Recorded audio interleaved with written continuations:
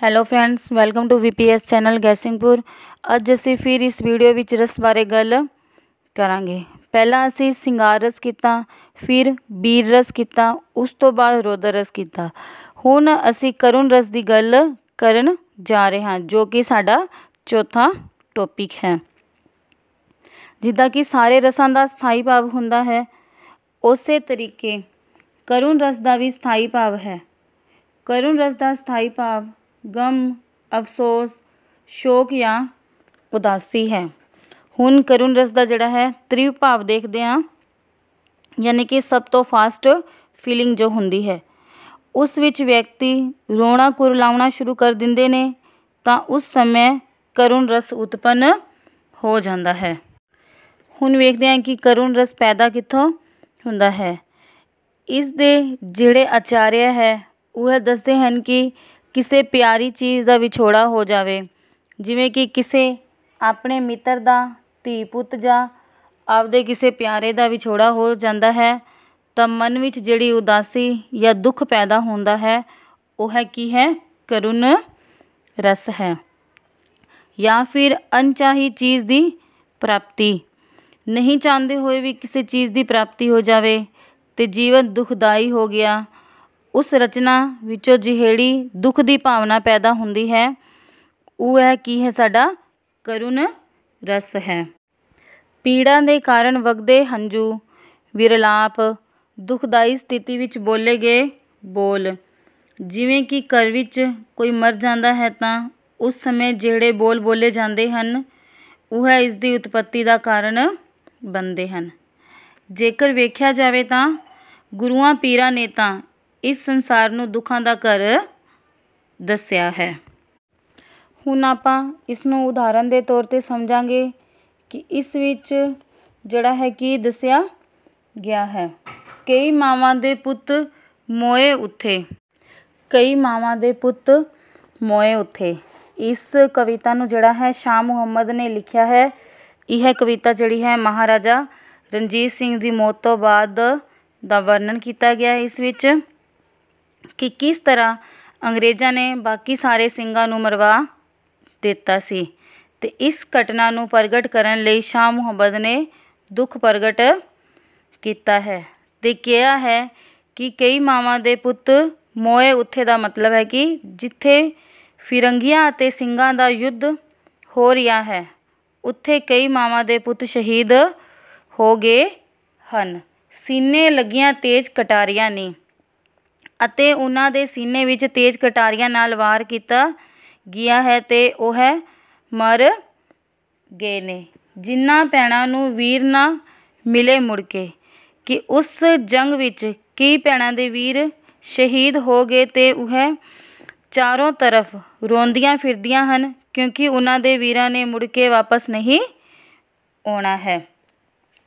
ਠੀਕ ਹੈ, ਤਾਂ ਇਸ ਤੋਂ ਇਲਾਵਾ ਸਾਡਾ ਇੱਕ ਹੋਰ ਉਦਾਹਰਨ ਹੈ ਕਰੁਣ ਰਸ ਦਾ, ਜੋ ਕਿ ਸਾਡੀ ਜਮਾਤ 10ਵੀਂ ਦੀ ਬੁੱਕ ਵਿੱਚ ਅਸੀਂ ਪੜ੍ਹਦੇ ਹਾਂ। ਅਤੇ ਇਹ ਉਦਾਹਰਨ ਜਿਹੜਾ ਹੈ ਅੰਮ੍ਰਿਤਾ ਪ੍ਰੀਤਮ ਨੇ ਲਿਖਿਆ ਹੈ। ਇਸ ਵਿੱਚ ਉਸਨੇ ਕਰੁਣ ਰਸ ਬਾਰੇ ਗੱਲ ਕੀਤੀ ਹੈ ਅਤੇ ਉਹ ਉਦਾਹਰਨ ਜਿਹੜਾ ਹੈ ਇਸ ਪ੍ਰਕਾਰ ਹੈ। ਅੱਜ ਆਖਾਂ ਵਾਰਿਸ ਸ਼ਾਹ ਨੂੰ ਕਿੱਥੇ ਕਬਰਾਂ ਵਿੱਚੋਂ ਬੋਲ, ਕਿ ਮੈਂ ਵਾਰਿਸ ਸ਼ਾਹ ਨੂੰ ਕਹਿੰਦੀ ਹਾਂ ਕਿ ਤੂੰ ਕਬਰਾਂ ਦੇ ਵਿੱਚੋਂ ਉੱਠ ਕੇ ਇੱਕ ਵਾਰੀ ਸਾਡੇ ਸਾਹਮਣੇ ਆ ਜਾ। ਅੱਜ ਕਿਤਾਬੇ ਇਸ਼ਕ ਦਾ ਕੋਈ ਅਗਲਾ ਵਰਕਾਂ ਫੋਲ, ਕਿ ਤੂੰ ਆਪਦੀ ਕਿਤਾਬ ਦਾ ਜਿਹੜਾ ਹੈ ਕੋਈ ਅਗਲਾ ਪੇਜ ਖੋਲ੍ਹ ਕੇ ਸਾਨੂੰ ਪੜ੍ਹ ਕੇ ਸੁਣਾ ਦੇ। ਇੱਕ ਰੋਈ ਸੀ ਧੀ ਪੰਜਾਬ ਦੀ, ਤੂੰ ਲਿਖ ਲਿਖ ਪਾਏ ਵੈਣ, ਕਿ ਤੇਰੇ ਸਾਹਮਣੇ ਇੱਕ ਪੰਜਾਬ ਦੀ ਧੀ ਰੋਈ ਸੀ। ਪੰਜਾਬ ਦੀ ਧੀ ਉਸ ਟਾਈਮ ਜਿਹੜੀਆਂ ਇਹਨੇ ਕਵਿਤਾਵਾਂ ਲਿਖੀਆਂ ਸੀ, ਉਸ ਦੇ ਵਿੱਚ ਹੀਰ ਅਤੇ ਰਾਂਝੇ ਦਾ ਵਰਣਨ ਕੀਤਾ ਸੀ ਅਤੇ ਕਿਹਾ ਕਿ ਜਿਹੜੀ ਹੀਰ ਤੇਰੇ ਸਾਹਮਣੇ ਰੋਈ ਸੀ, ਤਾਂ ਉਸ ਦੇ ਜਿਹੜੇ ਹੰਝੂਆਂ ਨੂੰ ਤੂੰ ਜਿਹੜਾ ਹੈ ਆਪਦੀ ਕਿਤਾਬਾਂ ਦੇ ਵਿੱਚ ਉਤਾਰ ਦਿੱਤਾ ਸੀ। ਪਰ ਅੱਜ ਲੱਖਾਂ ਧੀਆਂ ਰੋਂਦੀਆਂ ਤੈਨੂੰ ਵਾਰਿਸ ਸ਼ਾਹ ਨੂੰ ਕਹਿਣ, ਕਿ ਅੱਜ ਲੱਖਾਂ ਧੀਆਂ ਜਿਹੜਾ ਹੈ ਇਸ ਸੰਸਾਰ ਦੇ ਉੱਪਰ ਰੋਈ ਜਾਂਦੀਆਂ ਹਨ, ਤੂੰ ਉਹਨਾਂ ਦੇ ਰੋਣ ਕੁਰਲਾਉਣ, ਉਹਨਾਂ ਦੇ ਵੈਣਾਂ ਨੂੰ ਜਿਹੜਾ ਹੈ ਤੂੰ ਆਪਦੀ ਕਿਤਾਬਾਂ ਦੇ ਵਿੱਚ ਲਿਖ ਦੇ। ਸੋ ਇਹ ਦੋ ਉਦਾਹਰਨ ਹਨ, ਜੋ ਤੁਹਾਨੂੰ ਠੀਕ ਲੱਗੇ ਉਹ ਯਾਦ ਕਰਿਆ ਜੇ। ਤਾਂ ਉਮੀਦ ਕਰਦੇ ਹਾਂ ਕਿ ਤੁਹਾਨੂੰ ਕਰੁਣ ਰਸ ਬਾਰੇ ਜਿਹੜੇ ਡਾਊਟ ਹੈ ਉਹ ਕਲੀਅਰ ਹੋ ਗਏ ਹੋਣੇ ਹੈ। ਹਾਸ ਰਸ ਬਾਰੇ ਗੱਲ ਕਰਾਂਗੇ। ਹਾਸ ਰਸ ਦਾ ਅਰਥ ਹੈ खुशी, व्यंग, हासा। हास रस हासे विचों पैदा हुंदा है। हुण जिहड़ा हासा हुंदा है वह समाज लई जिहड़ा है बड़ा उसारू हुंदा है, क्योंकि वह साडे सारे जिहड़ा है स्ट्रैस नूं जिहड़ा है दूर करदा है, सानू साडे दुखां नूं थोड़ी देर लई भुलाउण दा काम भी करदा है। हासा की हुंदा है? खुशी हुंदी है, व्यंग हुंदा है। ठीक है, हुण आपां हासे दी परिभाषा देखदे हां। यह 9 रस जो वह रस हन मनुख दे मन विच हासे दी भावना जां व्यंग दी भावना पैदा करता है। कि 9 रसां दे विचों ਇਹ ਉਹੋ ਜਿਹਾ रस है ਜਿਹੜਾ ਸਾਡੇ ਜਿਹੜਾ है मन ਦੇ अंदर ਜਿਹੜਾ है हासे दी भावना ਜਾਂ फिर व्यंग ਦੀ ਭਾਵਨਾ ਨੂੰ ਪ੍ਰਗਟ ਕਰਦਾ ਹੈ ਅਤੇ ਸਾਨੂੰ ਸਟ੍ਰੈਸ ਫ੍ਰੀ ਜ਼ਿੰਦਗੀ ਦਿੰਦਾ ਹੈ। ਹੁਣ ਆਪਾਂ ਜਿਹੜਾ ਹੈ ਸਾਹਿਤਕ ਹਾਸੇ ਦੀ ਗੱਲ ਕਰਦੇ ਹਾਂ, ਜੋ ਕਿ ਸਾਨੂੰ ਕਵਿਤਾ, ਨਾਵਲਾਂ, ਨਾਟਕ, टीवी ਦੇ डेली सोप ਦੇ सीरियल ਵਿੱਚ ਅਸੀਂ ਸਾਹਿਤਕ ਹਾਸਾ देखते हाँ। तो सानू पता चलता है कि ਸਾਹਿਤਕ हासा जड़ा है 2 तरह का काम करता है। एक पासे तो वो हसांदा है, दूसरे पासे चोट भी करता है। जिवें कि हासा 2 तरह का हुंदा है। पहला हासे का अर्थ दा हो गया हसाना, ते दूसरे पासे समाज की बुराइयां उत्ते चोट भी करता है। ते ये हासा जिहड़ा है समाज की बुराइयां उत्ते चोट करदा होया व्यंग या हासाकार तां करदा है पर पीड़ नहीं होण दिंदा है। व्यक्ति या समाज नूं कमियां तो खबरदार करके सीधे राह पाउंदा है। कि हासा जिहड़ा है व्यक्ति नूं जिहड़ा है उसदी कमियां नूं दस के उसनूं जिहड़ा है सीधे राह पाउंदा है। हुण देखदे हैं कि हास रस जिहड़ा है कित्थों पैदा हुंदा है। ਜਿਹੜੀਆਂ ਆਪਾਂ ਗੱਲਾਂ ਕਰਦੇ ਆਂ ਯਾਨੀ ਕਿ ਅਨਮੈਚ ਗੱਲਾਂ ਕਰਦੇ ਆਂ, ਠੀਕ ਹੈ, ਅਨਮੇਲ ਗੱਲਾਂ ਹੁੰਦੀਆਂ ਨੇ, ਕੋਈ ਤੁਕ ਨਹੀਂ ਹੁੰਦਾ ਜਿਨ੍ਹਾਂ ਗੱਲਾਂ ਦਾ, ਜਾਂ ਫਿਰ ਅਨਮੇਲ ਘਟਨਾਵਾਂ ਵਿੱਚੋਂ, ਅਨਮੇਲ ਹਾਸਿਆਂ ਵਾਲੀਆਂ ਹਰਕਤਾਂ ਵਿੱਚੋਂ ਮਸਾਲਾ ਲੱਭ ਕੇ ਜਿਹੜਾ ਹਾਸ ਰਸ ਪੈਦਾ ਹੁੰਦਾ ਹੈ ਉਸ ਨੂੰ ਹਸਾਣਾ ਕਹਿੰਦੇ ਨੇ। ਹਾਸ ਰਸ ਨੂੰ ਜਿਹੜਾ ਹੈ ਗਾ ਕੇ ਜਾਂ ਲਿਖ ਕੇ ਜਿਹੜਾ ਮਨ ਨੂੰ ਹੁਲਾਰਾ ਦਿੱਤਾ ਜਾਂਦਾ है उस ते कविता लिखी जाती है। वह कविता ही की है हास रस है। यानी कि जिहड़ी साडी जिंदगी दे विच आनंद पैदा करती है वह ही साडा हासा है। हासे दा अनुभव जिहड़ा है सानू कित्थों प्राप्त हुंदा है उस दे बारे पढ़दे हां। हास रस जिहड़ा है उस दे द्वारा साडा पेट दा हिलना, दंदां दा निकलना, चेहरे का खिलड़ा, तो सानू पता चल जाता है कि सामने वाला इंसान जिहड़ा है हसी जाता है। हुण असीं इस दा एग्जाम्पल के बारे गल करांगे। ठीक है, पहला एग्जाम्पल है, पहला उदाहरण है निक्के हुंदे टग्गे चारे, वड्डे हुंदे हल वाहिया। सैकेंड उदाहरण है हाथी वर्गी देह है गेंडे वर्गी खाल। कि हाथी वर्गा तो उसका शरीर है तो गेंडे वर्गी जिहड़ी उहदी खाल है। तरबूजे वर्गी खोपड़ी ते खरबूजे वर्गे गाल। तो इन्हां दोनों नूं सुन के जिहड़ा है सानू हसी भी आउंदी है, तां ओह साडा की कहलांदा है? हास रस कहलांदा है। नाम है शांत रस अते भयानक रस। हुण असीं पहलां जिहड़ा है शांत रस बारे गल करांगे। शांत रस का स्थाई भाव हुंदा है ज्ञान या फिर विराग। ज्ञान अते विराग का मतलब हुंदा है यानी मन शांत हो जाता है ते या फिर व्यक्ति जिहड़ा है संन्यास ले लेंदा है।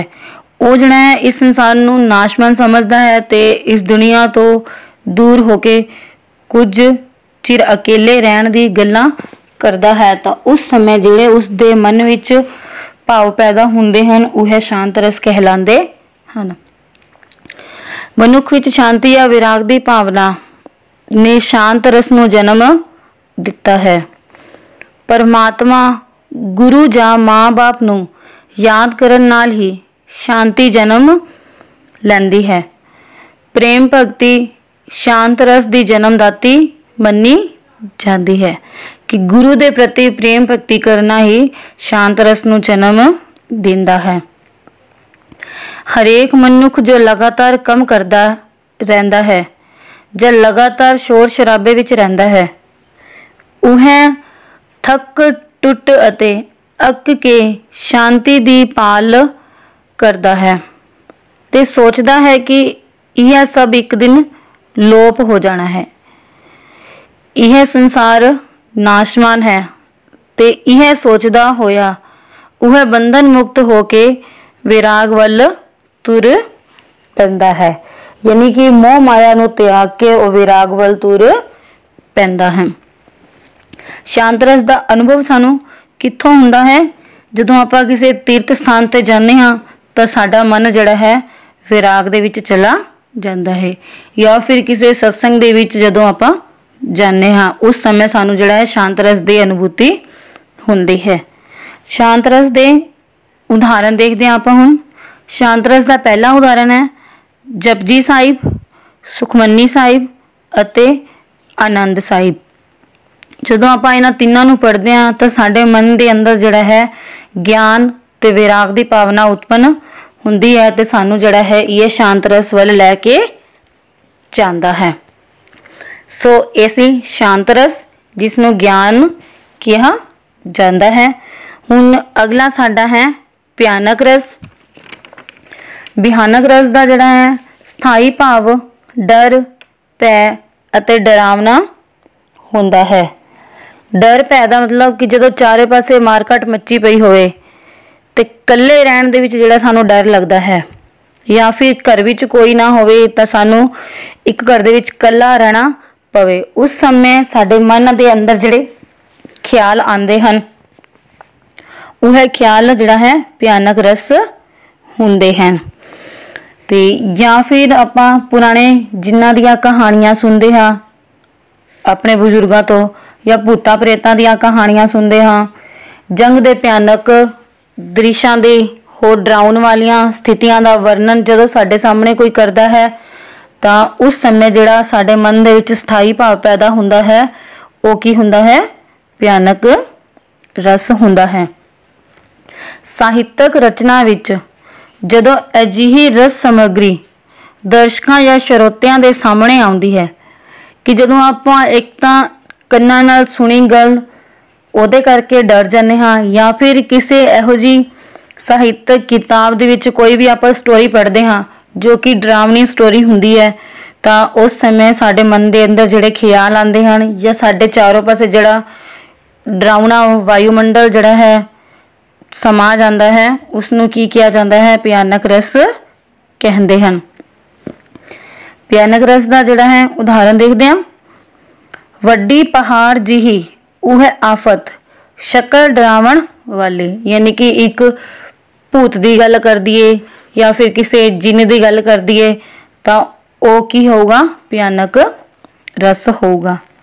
इसका अनुभव सानू कित्थों मिलता है? साडा शरीर जिहड़ा है कंबन लग जाता है, इंसान रोना शुरू कर देता है डर दे मारे, डर दे कारण ही उसका पसीना छुट्टन लग जाता है तो वो इंसान जिहड़ा है शोर मचाउंदा है तो उसके चेहरे का रंग जिहड़ा है उड़ जाता है। इस तो सानू जिहड़ा है भयानक रस की उत्पत्ति हो जाती है।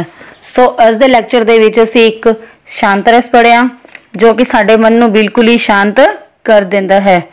सारिया मोह माया दी चीज़ों तो सानू दूर लैके जाण वाली चीज़ की कहलाती है? शांत रस कहलाती है। तो किसी अजिही चीज़ डरावनी चीज़ नूं वेख लीए असीं तो उस दे द्वारा साडे मन दे विच जो भाव उत्पन्न हुंदे हन वो की कहलाते हैं? भयानक रस कहलाते हैं। सो इसी अज दी वीडियो साडी उम्मीद करते हैं थानू पसंद आई होवेगी। तो तुसीं साडे चैनल नूं लाइक करो, शेयर करो अते सबसक्राइब करो ते आपदी राय जिहड़ी है सानू कमेंट बॉक्स विच जरूर लिखो।